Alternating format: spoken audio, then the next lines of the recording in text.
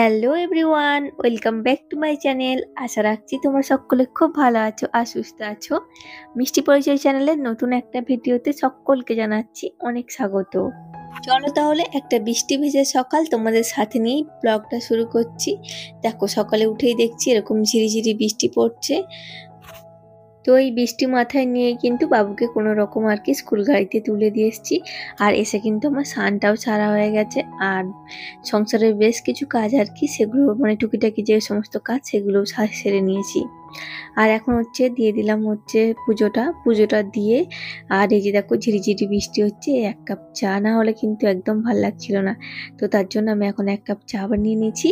তো বাটি করে আমি একটু বেশি করে নিয়েছি চাটা, যাতে করে একটু মানে ভিজে ভিজে খাওয়া যায়।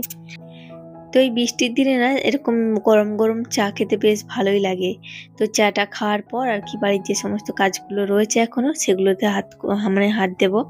তো এখানে দেখো 5টা ডিপে মানে ফ্রিজের মধ্যে ছিল, তো কোনটায় কি আছে সেটা একদমই কিন্তু বোঝা যাচ্ছে না, মানে কার ভিতর কার ঘাড়ে কি চাপিয়ে দিয়েছি রেখেছি।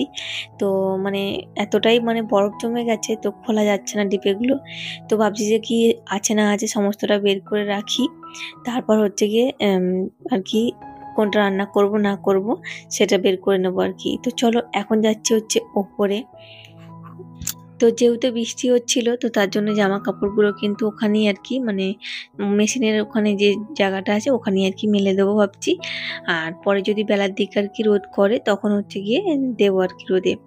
আর এখানে দেখো টিঁয়েটাকে না আমি মানে নিচে ছিল, তোমরা আমার ডেলি ব্লগ যারা দেখো তারা তো জানবেই টিঁয়েটা নিচে ছিল, কিন্তু ওকে এখন ওপরে করে দিয়েছি কারণ একটাই, তো ওকে একটু যেহেতু ও মানে কুকুরে ধরেছিল, তো কিছু হয়নি সেরকম, মানে রক্ত রক্ত বেরোয়নি দেখতে পাচ্ছি না। বাট যেহেতু কুকুরের সামনে গেছিল সেই জন্য আর কি বাবু আছে, ওর মুখের মধ্যে হাত টাট কোনো সময় দিয়ে দেওয়ার ভয় আর কি। তো সেই জন্য ওকে ওপরেই রাখা হয়েছে, এখন আপাতত ওপরেই থাকে। আর একা একা না ও সত্যি ওর মানে ভালো লাগে না, যেটা দেখে বোঝা যায়। তো এখন আমি এসছি, দেখো খাবার নিতে আসছে এখন।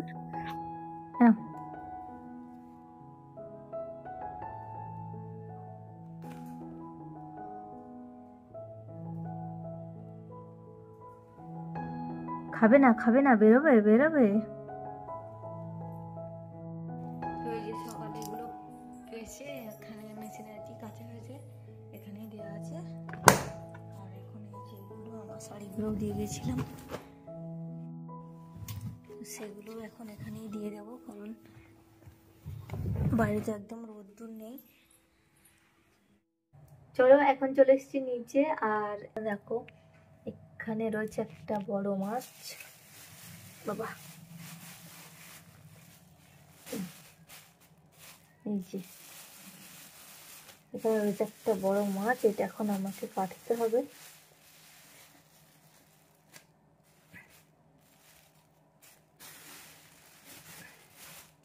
তার সাথে রয়েছে এরকম বাটা মাছ আর এরকম মোরলা মাছ।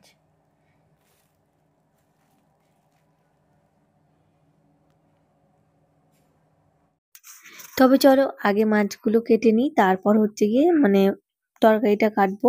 আর এই যে মাছগুলো দেখছো এগুলো মানে অনেকটা সময় লেগেছিল আমার বাছতে।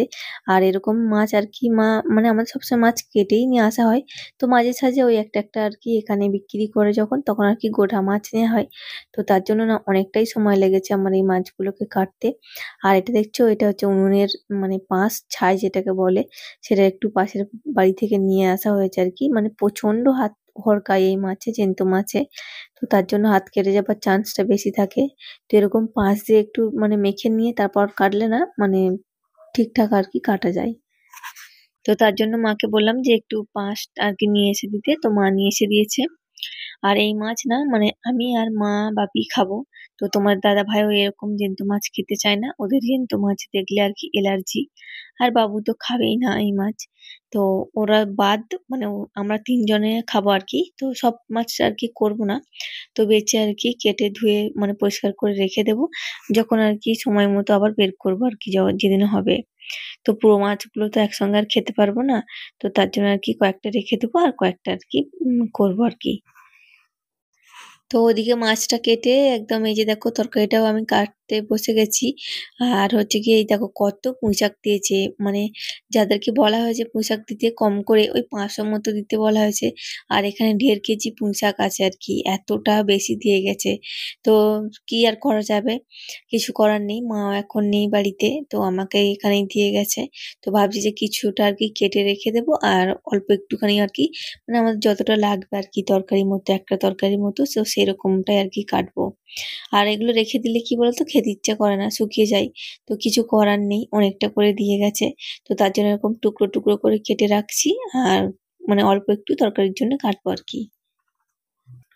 তো আমাদের আর কি যাই তরকারি হোক না কেন, মানে আমাকে এক্সট্রা করে তরকারি বানাতেই হয় বাবুর জন্য, কারণ ও একদম এইসব খেতে চায় না। আর কি বলতো সেই সকালে বেরিয়ে যাই, মানে সকাল 7টায় তো ও যায় তোমরা জানোই। তো 7টার সময় গেলে না ও সেরকম কিছুই খায় না, শুধুমাত্র ওই কোনো রকম 1-2 বার আর কি দুধটা খায়, ঢোক নেয়।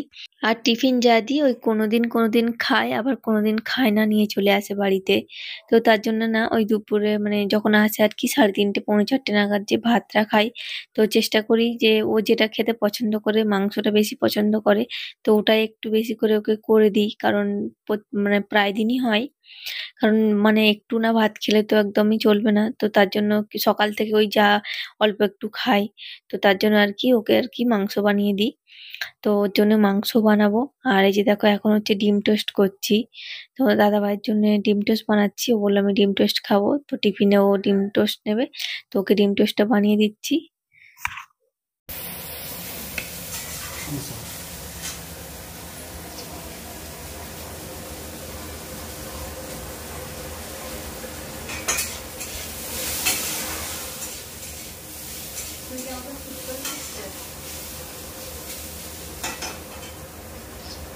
তো এখন বাপির জন্য এই যে রুটি বানিয়েছি, চা তোমার দাদাভাই খেয়েছে, এখনো পড়ে আছে, আর ও হচ্ছে ডিম টোস্ট খেয়েছে, তোমাদেরকে দেখালাম। এখন হচ্ছে বাপি তো ডিম দিয়ে দিই, তারপর হচ্ছে গিয়ে রান্নাটা বসাবো দুপুরে, আর এখনো আমি খাইনি, খাবো, তারপর রান্নাটা বসাবো।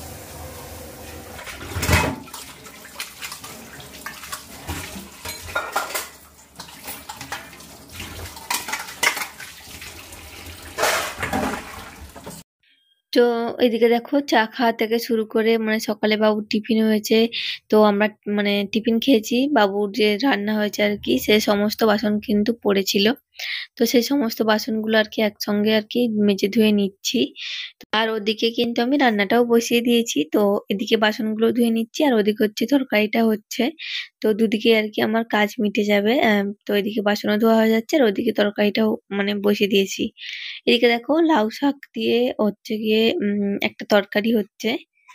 আর এই চচ্চড়িটা না খেতে খুব সুন্দর টেস্ট হয়েছিল সত্যি কথা বলতে কি। তো চলো ওদিকে রান্নাটা মানে বসিয়ে দিয়ে মানে তরকারিটা নামিয়ে আমি এখন এসেছি ওপরে। তো এর আগে আমার ছাদে আসা আরো আরো একবার হয়ে গেছিল, কারণ তোমরা তো দেখলে তখন আর কি মেশিনের কাছে শাড়িগুলো জামা কাপড়গুলো দেওয়া ছিল। আবার একবার এসে আর কি মানে ওপরে দিয়ে গেছিলাম, কারণ রোদ্দুর একটু বের করেছিল আর কি, মানে সেরকম ভাবে রোদ্দুরটা না হলেও হাওয়া ছিল আর তার সঙ্গে অল্প একটু তাপ।